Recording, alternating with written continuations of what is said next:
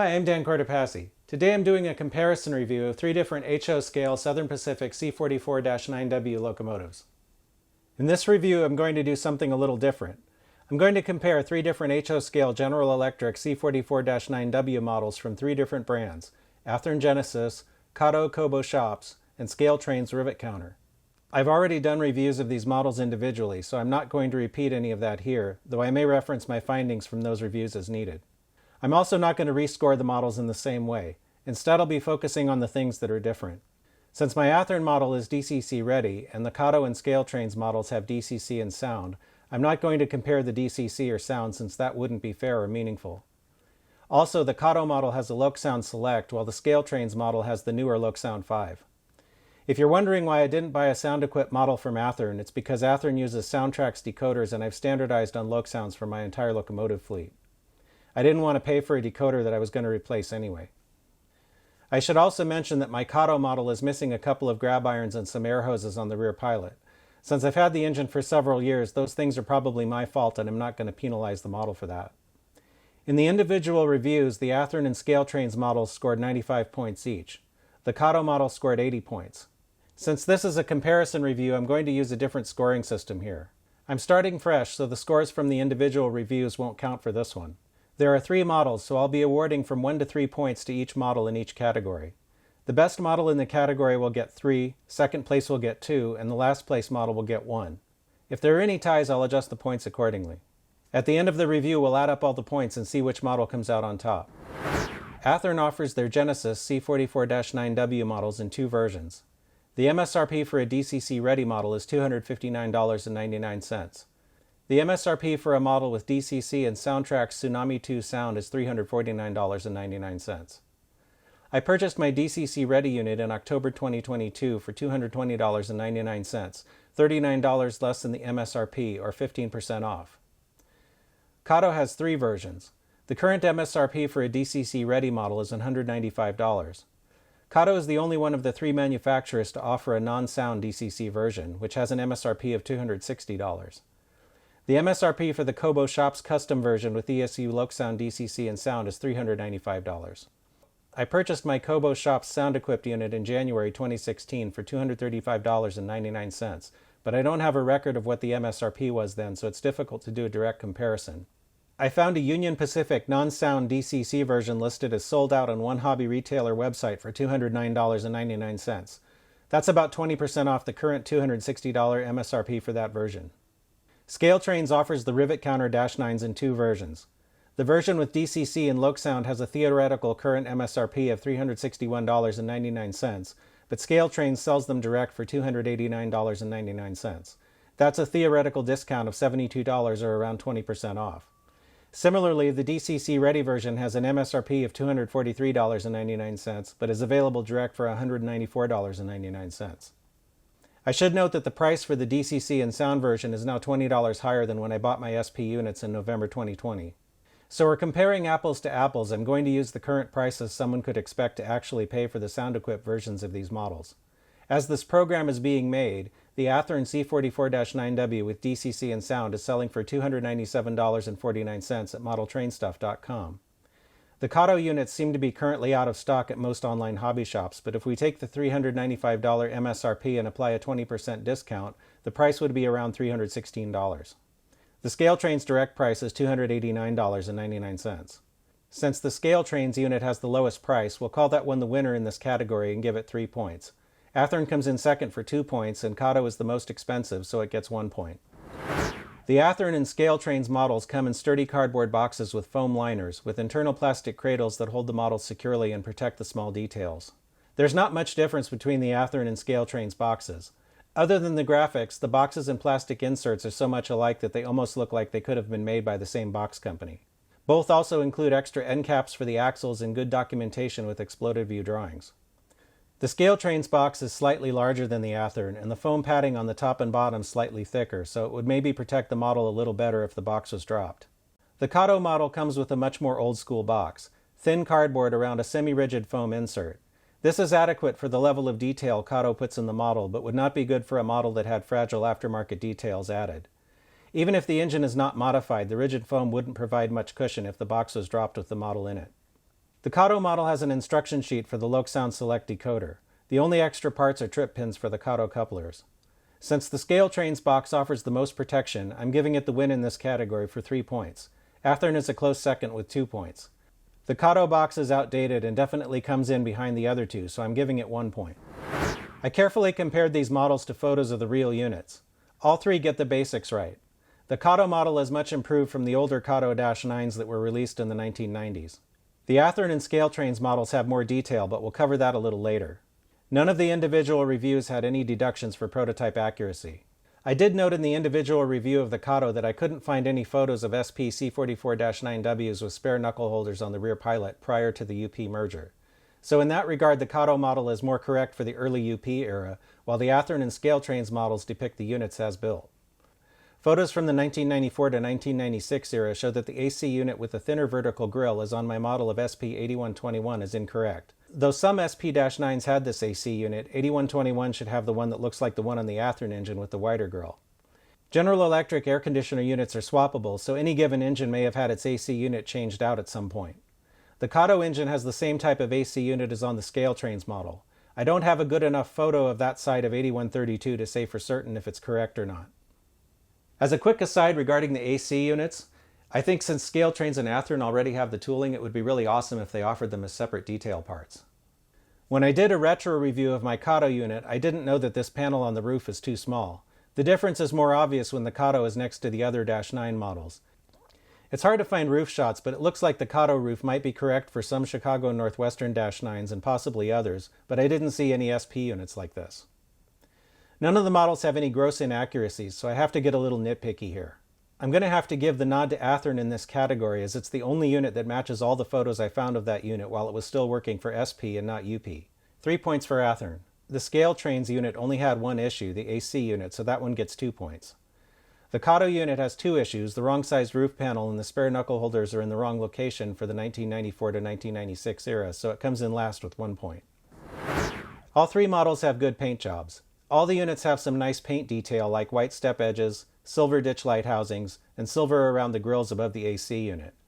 The writing on all 3 is crisp, and all of them have tiny warning labels and other small writing that is legible with magnification. There are some tiny variations in these markings between the 3 units, but for the most part they have the same things in the same places. The 2 small grab irons on top of the nose of the unit are white on the Athearn model and gray on the other 2. Looking at photos, it appears that some SP-9s had these painted white and some didn't, so both of these could very well be correct for these particular units. The ScaleTrains and Athearn models have tinted window glazing on the sides of the cab, while the windshields are clear. The Kato unit looks to have a slight uniform tint on all the windows. All 3 units have cab interiors. The ScaleTrains and Athearn interiors appear to be painted, while the Kato is unpainted gray plastic. The Kato model looks to have the thinnest paint, which leaves small details on the shell nice and crisp looking. The paint on the Athearn model is maybe just a little thicker, but still good. On the ScaleTrains model, the paint is thick enough that some of the door latch and other details are softened. Color-wise, all 3 models are slightly different shades of gray. The Kato is the darkest, and the gray leans a little more toward the blue. The Athearn is the lightest, and the gray is warmer. The gray on the ScaleTrains unit is closer to the gray on the Athearn model. All 3 have a slightly different version of SP Scarlet as well. On the Athearn, the red is warmer, leaning slightly toward the orange, while the reds on the other 2 models are cooler or slightly toward purple. It's really difficult to assess correctness, as all 3 units look right to me taken on their own. Even together, they're close enough so that none of them look out of place. Prototype locomotives often have a little color variation, especially as they age and get dirty. Photo references aren't always perfect either, since lighting conditions, the type of camera, film, processing, digital color correction, etc. affect how things look. The Athearn and ScaleTrains models have an interesting paint detail on the top. The center of the hood has more of a matte finish than the rest of the model. On the ScaleTrains model, this effect covers most of the roof between the cab and radiator. On the Athearn model, it's only on the lower part of the hood around the horn and exhaust stack. As I mentioned earlier, roof shots of locomotives are often hard to come by.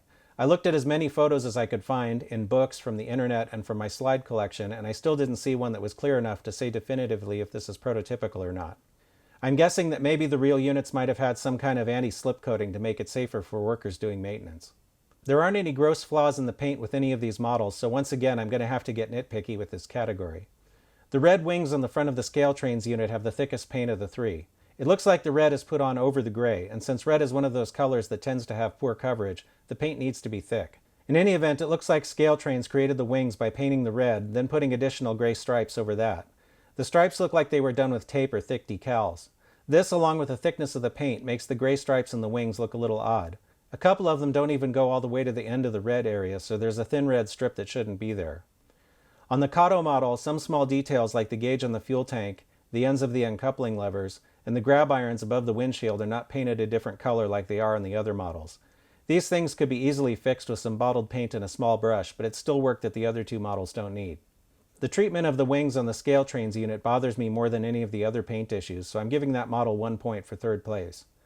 The Kato model leaves some small details unpainted, so that one gets 2 points for second place. That makes Athearn the winner in this category for 3 points. The Athearn and ScaleTrains models are in an entirely different league compared to the Kato model with respect to detail. Kato's retooled Dash 9 is far more accurate and detailed than the original version they offered in the 1990s, but it still lacks any photo-etched parts and doesn't have that much detail under the sill. In fairness, the molded grills on the Kato are well done and would be even better with some careful weathering. Looking at all three models together on my workbench from a couple feet away, the differences are not that obvious. Comparing the radiator sections, to my eye the ScaleTrains unit looks best. The outer grills are the most delicate and really show the details underneath. The Athearn grills look a little coarse in comparison since the individual bars in the grill seem a little oversized. To my eye, the molded-in grills in the Kato model look more delicate than the photo-etched grills on the Athearn. The side grills on the ScaleTrains model look better to me as well, again showing the detail behind them. Both the Athearn and the ScaleTrains models have see-through steps, something the Kato lacks. Some of the details on the Kato model look a little oversized, like the MU cable. The ones on the other two models are much thinner and look closer to scale. Though all the models have the yellow-colored MU cable in the front, the Athearn lacks this in the rear. Other than the grills, the most noticeable differences are in the plumbing. The ScaleTrains model has a lot of it, though most of it is under the sill in areas that are normally in shadow and hard to see. The Athearn model has comparable plumbing detail. The Kato chassis is improved from the original version so that the edges are vertical instead of sloped. That makes it possible to add plumbing details if you're inclined to do so. Though the Athearn and ScaleTrains models are detailed to a similar level, there are some subtle differences. The brake lines on the ScaleTrains model have small brackets over the middle axle. The Athearn model lacks these, and the brake lines are just a piece of wire. Even the Kato has brake lines with brackets, though these are molded on. The ScaleTrains model has a split plastic brake chain on the fireman's side rear truck. Though it is not a continuous piece, it looks really good. The Athearn model has a real chain, which is cool, but also seems a little overscale. The Kato has nothing here. It's these subtleties that give ScaleTrains the win in this category for 3 points. Athearn comes in a close second with 2 points, and the Kato gets 1 point. All three models had one coupler at the wrong height. The Athearn and Kato models come with plastic couplers where the ScaleTrains unit has metal ones. None of these models has Kato couplers, which is my personal preference. Since the ScaleTrains model at least has metal couplers, I'm giving it the win in this category for 3 points. I'll call the other two a tie, so both the Athearn and Kato models get 2 points each. All the models passed the wheel gauge test in the individual reviews, though the wheels on the Kato unit were slightly tight in the NMRA gauge. I'm going to call this one a tie between the Athearn and ScaleTrains units with 3 points each. Since the Kato was marginal, it gets 2 points. None of the models had issues with body wobble, so this category is a wash and I'll skip it. The Kato engine is the lightest of the three, coming in at 17.7 ounces. The Athearn engine weighs 22.7 ounces. And the ScaleTrains model is close to the same at 22.8 ounces. All of the engines are smooth runners. The Kato has the lowest peak drawbar pull at 3.5 ounces. The ScaleTrains engine comes in second with 4.4 ounces, and the Athearn is the strongest at 4.7 ounces. It's interesting that the Athearn is very slightly lighter than the ScaleTrains unit, but has the edge in pulling power. I'm going to call Athearn the winner in this category, though in practical terms I doubt there would be that much difference between the strength of the Athearn and ScaleTrains units in a layout situation. ScaleTrains comes in second and Kato third. As I said earlier, I'm not going to evaluate the sound decoder since I bought my Athearn unit without it and there's no basis for a fair comparison. Unofficially, to my ears, the ScaleTrains unit sounds better than the Kato.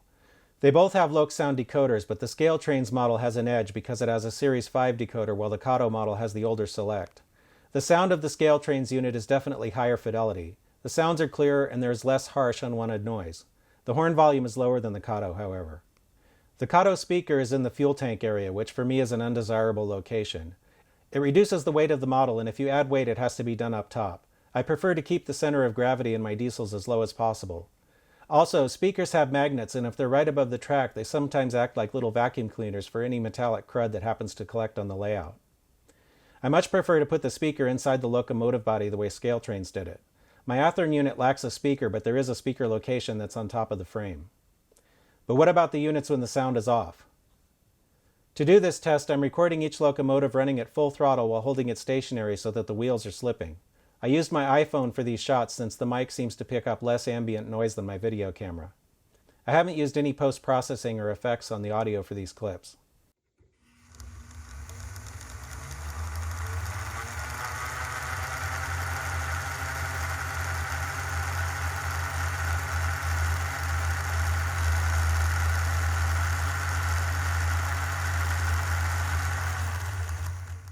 As I mentioned in the individual review, the Athearn unit has a noticeable growl. The sound peaks at -12 and averages about -16 on the decibel meter in my video editing software.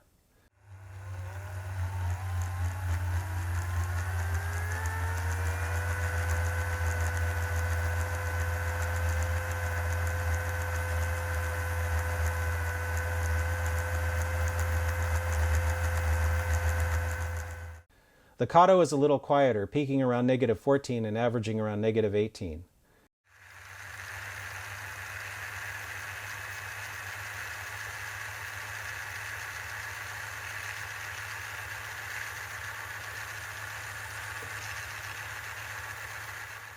The ScaleTrains unit is the quietest, peaking around -22 and averaging around -26. The ScaleTrains gets the win here for 3 points. Kato gets 2 and Athearn gets 1. All three models have LED lighting. Both the Athearn and ScaleTrains models have a lot of lights.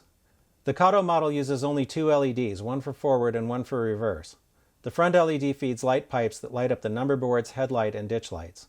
Because of this, there's no way to set up the model to make the ditch lights or number boards work independently without modification. This might be acceptable in a less expensive model, but given that the other two models have a slightly lower MSRP and have independent lighting, the Kato is the clear loser in this category. Since my Athearn model doesn't have a decoder, the lights won't work independently as it is right now. The model is set up for it, however. Installing a DCC decoder is the easiest way to achieve better light control. The ditch lights on the Athearn model have LEDs in them and are nice and bright, and have that point source look like a real train. The headlight is more diffused and not as bright. The Athearn model also has lit number boards and walkway lights. Because of the light pipe arrangement, the ditch lights on the Kato are dim. The headlight is brighter and appears more point-sourced. The Kato has lit number boards but does not have walkway lights. The ScaleTrains unit also has individual LEDs in the ditch lights, which are bright and look point-sourced. The headlight lens setup is also good, appearing point-sourced and bright. The ScaleTrains unit also has lit number boards and walkway lights. The ScaleTrains model is the only one that has a walkway light on the engineer's side. None of the models has ground lights or step lights. I'm not sure if the real SP-9s had ground lights or not. To my eye, the ScaleTrains model has the best looking lights, so I'm giving it the win for 3 points. Athearn comes in second for 2 points. Kato comes in last with 1. The Kato and ScaleTrains models can be disassembled by removing the draft gearbox screws and couplers. Once these are out of the way, the shells will lift off the frame. The Athearn model takes more work. In addition to the couplers, there are 2 screws near the ends of the fuel tank that need to come out. To access those, the screw on the bottom of the fuel tank has to be removed first. None of the models have wires running between the shell and chassis. The Athearn and ScaleTrains models have contacts for the lights inside the shells. As I mentioned earlier, the Kato model uses light pipes. The Athearn and ScaleTrains models have 21-pin decoder connectors. The Kato uses the older 8-pin style. The 21-pin connectors make it easier to control more lighting outputs without additional wiring if the model is set up for it. For ease of interior access, I'm going to call this one a tie between Kato and ScaleTrains for 3 points each. The Athearn needs more work to open it up, so it gets 2 points. Let's see what we've got. All of the models have their pros and cons, but overall the ScaleTrains unit comes out on top with 29 points. The Athearn unit is a close second with 25. Though it's been updated, the Kato model is still based on an old design, and it shows. Scores aside, there aren't really any bad models in this review. I think the Athearn and ScaleTrains models are on par with each other in terms of price, detail, and overall quality. The Kato model has less detail, but it has the time-tested Kato drive. I have many Kato engines, some of them decades old, and they still run like Swiss watches. It's a good model overall, though I think it's too expensive for the level of detail, and the lack of independent light control is problematic. If the Kato came in at a lower price, or if Kato addressed these issues, then I think it would be more competitive. For what it's worth, in terms of my own buying preferences, I have 6 ScaleTrains -9 models, 3 of those SP units. I have the one Kato SP unit plus another older Kato -9 that I'm rebuilding into a CNW unit. I have just the one Athearn so far. At one point I had 6 more of the older Kato -9s along with 2 Athearn Blue Box -9s, but I sold them off. I think I probably have enough -9 models now, but if I were to buy more, I'd be inclined to choose ScaleTrains since they have good detail and come with Loc-Sound decoders, which are my standard. If you've been thinking about getting a -9 locomotive or two for your HO scale layout, then I hope you found this video informative. If you like this program, then please like and subscribe. Stay tuned and thanks for watching.